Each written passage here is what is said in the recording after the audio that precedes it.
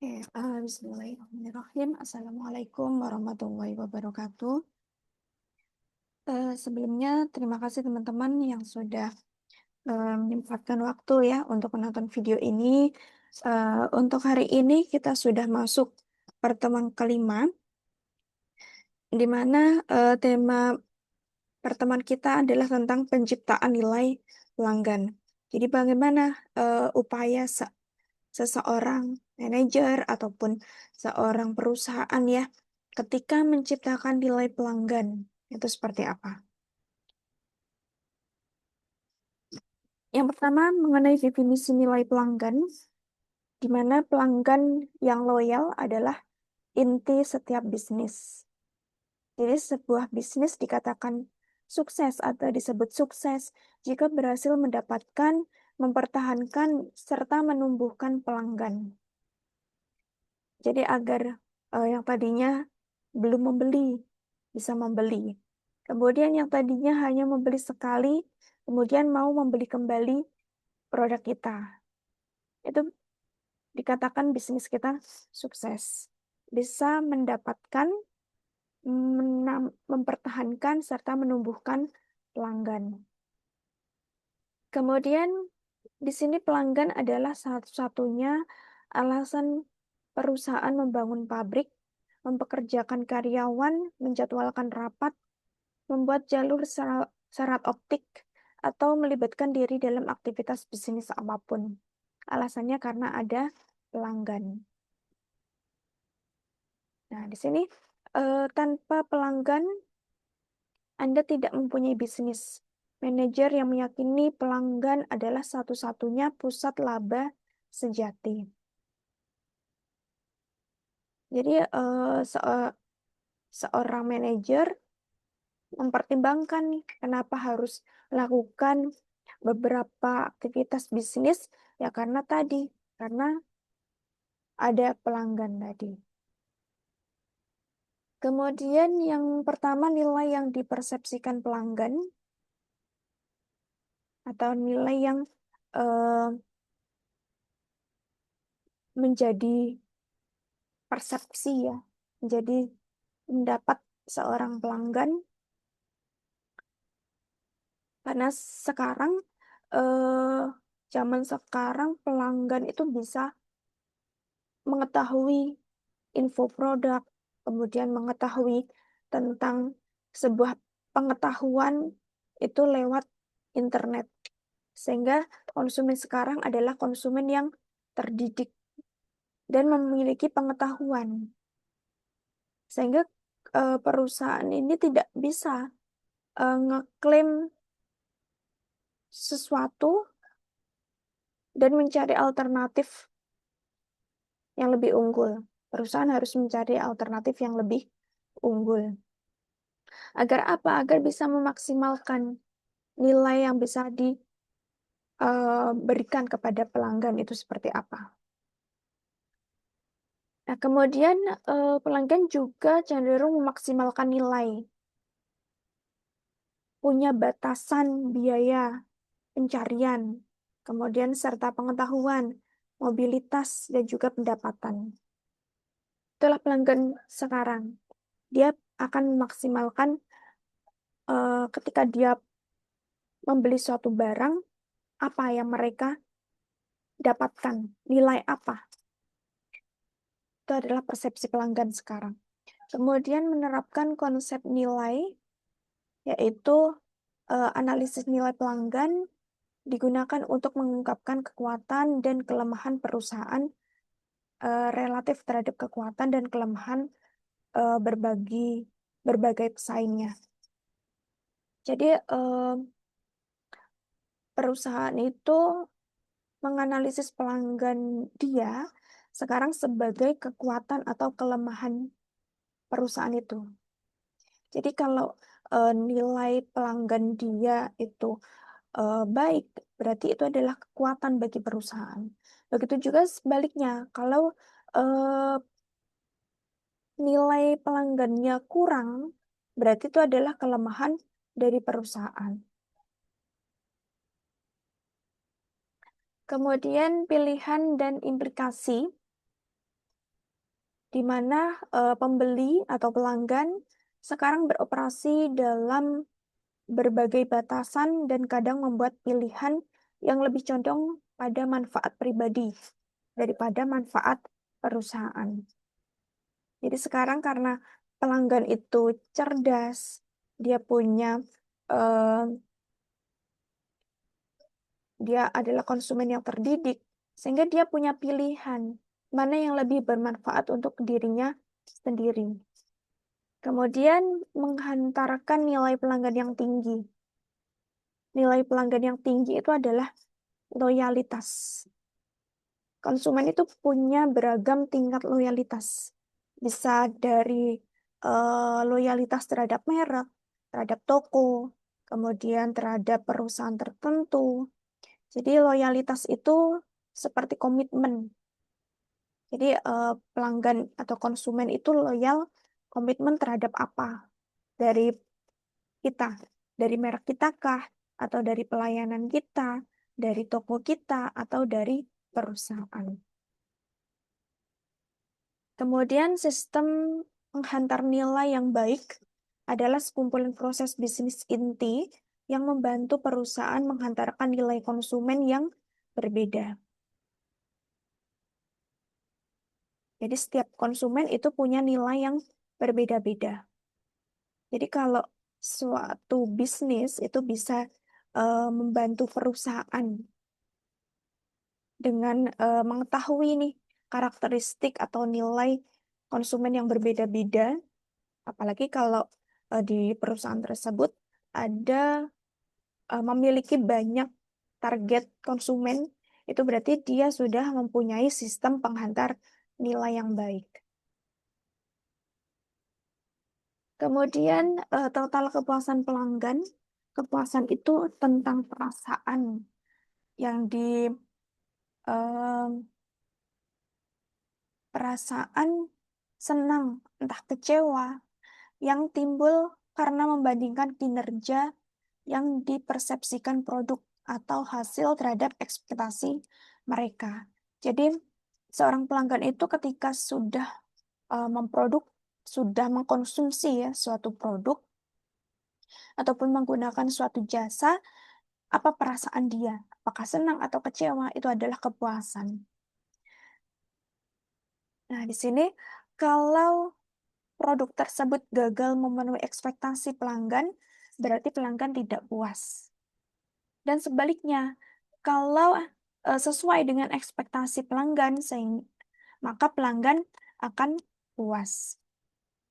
Kemudian mengamati kepuasan, perusahaan akan bertindak bijaksana dengan mengukur kepuasan pelanggan secara teratur, karena salah satu kunci untuk mempertahankan pelanggan adalah kepuasan pelanggan.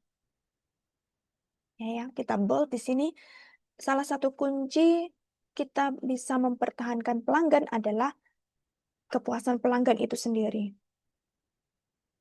Jadi kita ciptakan agar pelanggan kita puas terhadap produk kita, terhadap pelayanan kita, terhadap merek kita, dan seterusnya. Nah, di sini kepuasan pelanggan yang lebih besar juga berhubungan dengan tingkat pengembalian yang lebih tinggi dari resiko yang lebih rendah. Maksudnya, kalau pelanggan kita ini puas, sehingga resiko perusahaan juga lebih kecil, lebih rendah. Resiko apa? Ya, resiko tentang penjualan, resiko produksi, dan seterusnya. Karena tadi, inti dari bisnis itu kan adalah pelanggan. Pelanggan adalah laba terbesar dari perusahaan. Kemudian teknik pengukuran, di sini ada beberapa metode untuk mengukur kepuasan pelanggan. Yang pertama, kita bisa gunakan survei berkala. Dengan bertanya langsung ya, mengajukan pertanyaan kepada pelanggan kita. Di sini kita bisa tahu nih mengenai pengukuran niat pembelian kembali pelanggan kita. Apakah dia ingin membeli lagi produk kita atau tidak? Kemudian kemungkinan-kemungkinan serta kesediaan responden untuk merekomendasikan kepada orang lain. Apakah setelah mereka menggunakan produk kita, mereka akan merekomendasikan produk kita atau tidak. Kemudian mengamati tingkat kehilangan pelanggan. Menghubungi pelanggan yang berhenti membeli produk kita, ataupun yang beralih ke perusahaan lain, ke merek lain. Jadi kita tahu nih, alasan mereka berhenti menggunakan produk kita karena apa. Kemudian kita juga bisa mempekerjakan pembelanja misterius sebagai pembeli potensial dan melaporkan titik kuat serta titik lemah yang dialami dalam membeli produk. Jadi kita seperti membayar seseorang untuk menjadi pembeli ya, agar kita tahu nih ketika orang ini membeli produk kita, itu apa kekuatan dan kelemahan kita, kemudahan serta kesulitan dia dalam membeli produk kita itu seperti apa. Kemudian juga mengamati kinerja pesaing dalam bidang ini.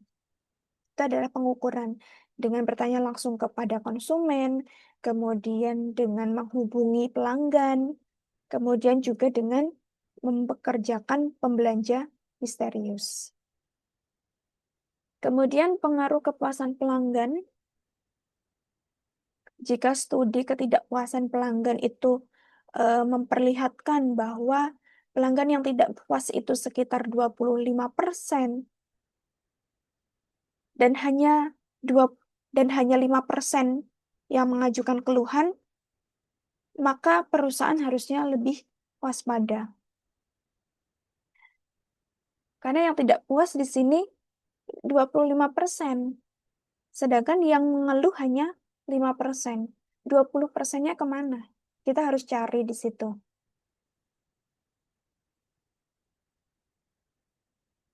Kita harus cari 20% pelanggan kita yang tidak puas agar menyampaikan keluhannya kepada perusahaan.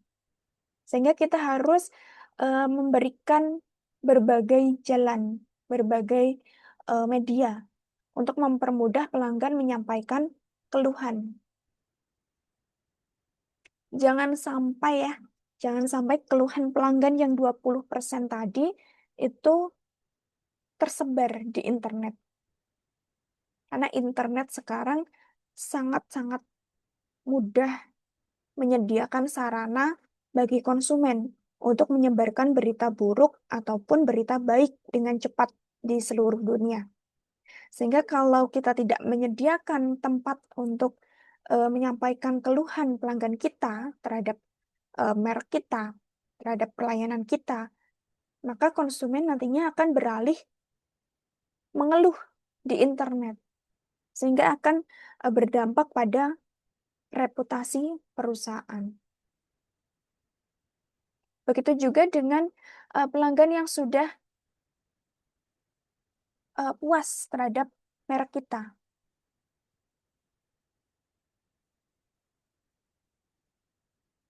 Oke ya, kalau terkait dengan pelanggan yang puas, mau dia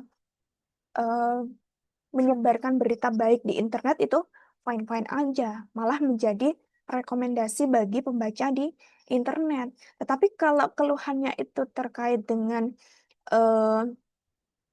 ketidakpuasan yang dia ceritakan di internet, maka itu akan menjadi bumerang bagi perusahaan. Reputasi perusahaan akan terancam. Kemudian terkait dengan kualitas produk dan jasa. Kualitas itu bisa diartikan sebagai kecocokan. Karena karena gini, ada satu orang itu yang cocok dengan produk A, tapi ada orang lain yang tidak cocok. Berarti kualitas produk yang dipakai oleh seseorang dengan orang lain itu berbeda. Tergantung kecocokan. Apalagi terkait dengan kulit ya, yang sensitif. Misalnya produk kita skincare. Antara dipakai orang yang satu dengan yang lain pasti berbeda.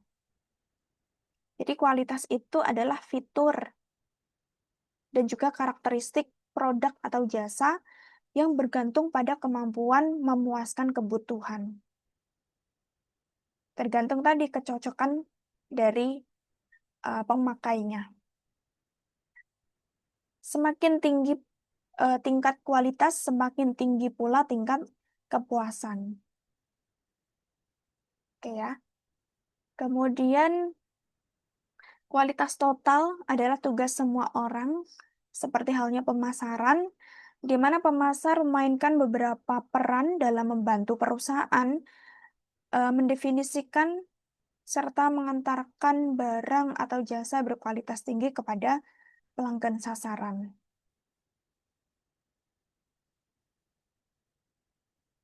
Itulah pemasar. Dia sebagai jembatan antara perusahaan dengan pelanggan. Dia memberikan edukasi kepada pelanggan secara langsung, kemudian tadi mendefinisikan ya produk kita itu seperti apa, dan juga mengantarkan sebagai eh, sebagai jasa ekspedisi, sebagai jasa untuk mengantarkan barang kepada pelanggan. Sehingga yang bertugas bertemu langsung kepada pelanggan adalah pemasar ini. Kemudian mengembangkan konsep hubungan. Yang pertama, profitabilitas pelanggan. Pelanggan yang menguntungkan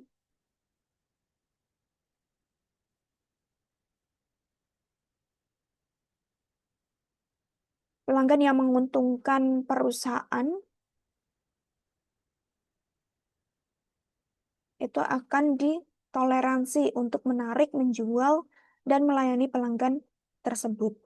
Pemasar dapat menilai profitabilitas pelanggan secara individual, secara segmen pasar, atau saluran. Sedangkan untuk menganalisis profitabilitas pelanggan, yaitu dengan berdasarkan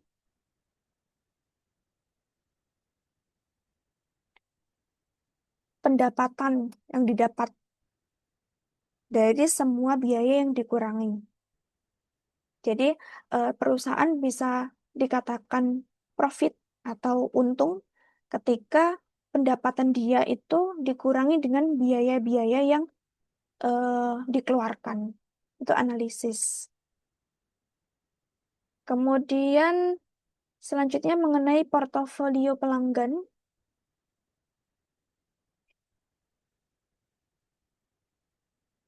Portofolio di sini terdiri dari kombinasi rekan, teman, dan mitra yang terus berubah. Perusahaan harus merangkai portofolio individu berkolerasi negatif sehingga berkontribusi terhadap memaksimalkan nilai hidup dengan resiko portofolio. Portofolio pelanggan ya, jadi karakteristik pelanggan itu seperti apa. Kemudian mengukur nilai seumur hidup pelanggan atau customer lifetime value. Ini menggambarkan nilai sekarang terkait dengan aliran laba bersih yang diharapkan dalam pembelian seumur hidup. Metode CLV ini memberikan kerangka kuantitatif untuk merencanakan investasi pelanggan dan dapat membantu pemasar mengadopsi perspektif jangka panjang. Jadi ini terkait dengan metodenya. Selanjutnya untuk mengembangkan hubungan pelanggan, yaitu manajemen hubungan pelanggan, kemudian pemasaran satu-satu. Maksudnya kita fokus ya sebagai pemasar melayani pelanggan satu persatu. Kemudian meningkatkan nilai basis pelanggan, menarik dan mempertahankan pelanggan, dinamika retensi, membangun loyalitas, berinteraksi dengan pelanggan, mengembangkan program loyalitas, kemudian mempersonalisasikan pemasaran, menciptakan ikatan institusional, serta memenangkan kembali. Kemudian terkait dengan database pelanggan dan pemasaran pelanggan, di mana database pelanggan itu kumpulan informasi yang terkait dengan pelanggan, baik itu pelanggan perorangan ataupun pelanggan dari segmentasi pasar. Kemudian database ini dapat diakses dan dapat ditindaklanjuti untuk tujuan pemasaran, yaitu untuk mengembangkan arah, kemudian terkait dengan kualifikasi penjualan produk ataupun untuk memelihara hubungan dengan pelanggan. Kemudian untuk pemasaran pelanggan atau database marketing adalah proses memelihara dan menggunakan database pelanggan serta data dari pelanggan lainnya, yaitu produk, pemasok, penjual perantara untuk menghubungi, berinteraksi, dan membangun hubungan dengan pelanggan. Itu tadi ya, kalau database itu terkait kumpulan informasi, sedangkan pemasaran pelanggan adalah prosesnya. Proses untuk menghubungi pelanggan, untuk berinteraksi, membangun hubungan dengan pelanggan. Kemudian database pelanggan itu mengandung lebih banyak sekumpulan informasi, biasanya terakumulasi melalui transaksi pelanggan, informasi registrasi, data internet, serta semua kontak pelanggan. Jadi database pelanggan itu isinya ini, ada dari informasi transaksi dengan pelanggan, kemudian informasi registrasi, data internet, dan semua kontak pelanggan. Sedangkan untuk gudang data dan penggalian data, itu adalah tempat di mana pemasar menangkap, menanyakan, serta menganalisis kesimpulan tentang kebutuhan dan respon pelanggan.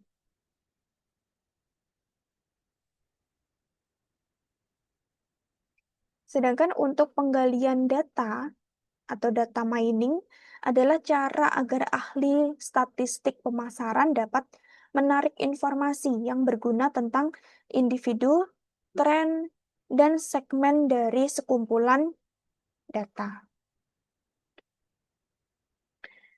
Kalau gudang data tadi, tempat suatu pemasar itu mampu menganalisis kesimpulan dari kebutuhan pelanggan. Sedangkan kalau penggalian data atau data mining adalah seperti cara atau metode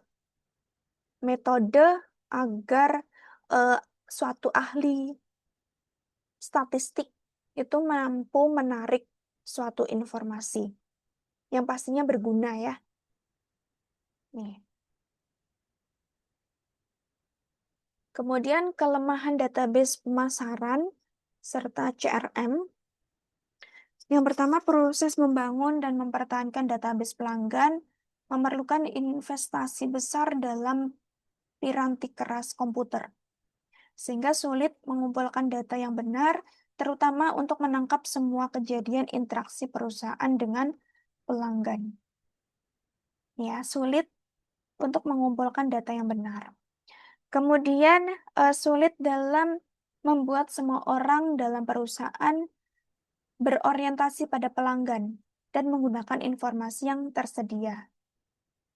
Karena di dalam perusahaan itu kan ada banyak tim ya yang terlibat, sehingga sulit bagaimana agar semua orang itu mengutamakan pelanggan. Kemudian tidak semua pelanggan menginginkan hubungan dengan perusahaan. Hanya beberapa pelanggan bahkan tidak suka apabila perusahaan mengumpulkan banyak informasi tentang mereka. Kemudian asumsi di belakang CRM tidak selalu benar. Ini adalah mengenai penciptaan nilai pelanggan ya. Jadi bagaimana perusahaan itu mampu membuat pelanggan itu bernilai. Karena memang pelanggan itu memang inti dari bisnis.